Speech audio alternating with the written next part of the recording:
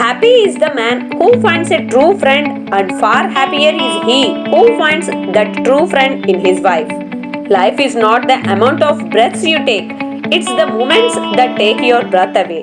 एक बार जब माँ पार्वती भगवान शिवजी के हाथ में सर्प को बांध रही थी तो वह ज्यादा जोर से बंधा गया, जिससे उसकी आंख से आंसू की 2 बूंदें गिरी, जिनसे सुनैना और सुलोचना नामक 2 कन्याओं का जन्म हुआ।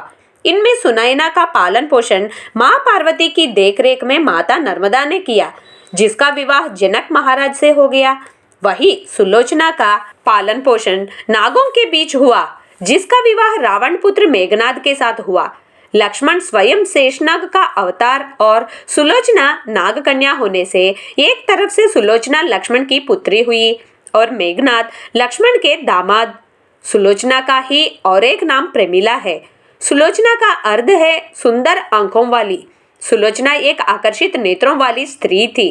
रामायण में सुलोचना का ज्यादा उल्लेख नहीं है। उसका उल्लेख मेघनाद के अंतिम बार युद्ध में जाते समय व उसके वध के पश्चात मिलता है।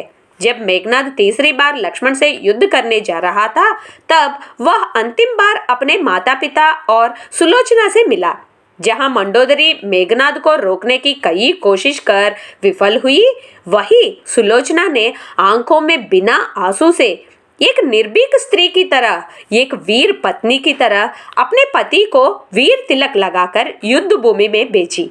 सुलोचना जानती थी कि मेघनाद के साथ उसकी वह अंतिम भेंट है, फिर भी उसकी आंख में ना ही आंसू, ना ही मुख पर कोई डर।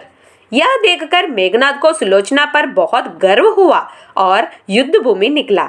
फिर लक्ष्मण के हाथों में मेघनाद की मृत्यु के पश्चात मेघनाद का एक हाथ सुलोचना के पास आकर गिरा और मेघनाद के कटे हुए वो हाथ ने लिखकर सुलोचना को युद्ध का सारा वृत्तांत बताया और बिना सर के मेघनाद का शरीर लंका महल पहुंचा।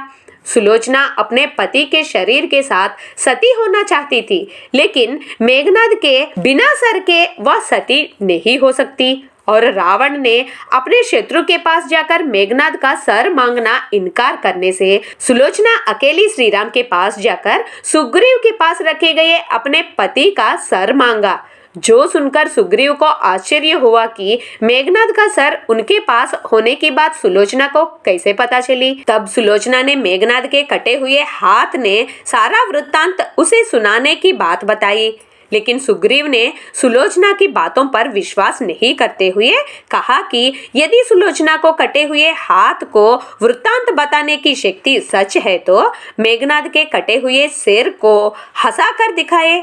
इसके बाद सुलोचना के कहने पर मेघनाद का कटा हुआ सिर सबके बीच हंसने लगा। यह देखकर श्रीराम के अलावा सभी अचंभित थे, क्योंकि सुलोचना की शक्ति श्रीराम जानते थे। मेघनाद का सर ले जाने की अनुमति मिलने से सुलोचना अपने पति के सर को गोद में रखकर सती हो गई।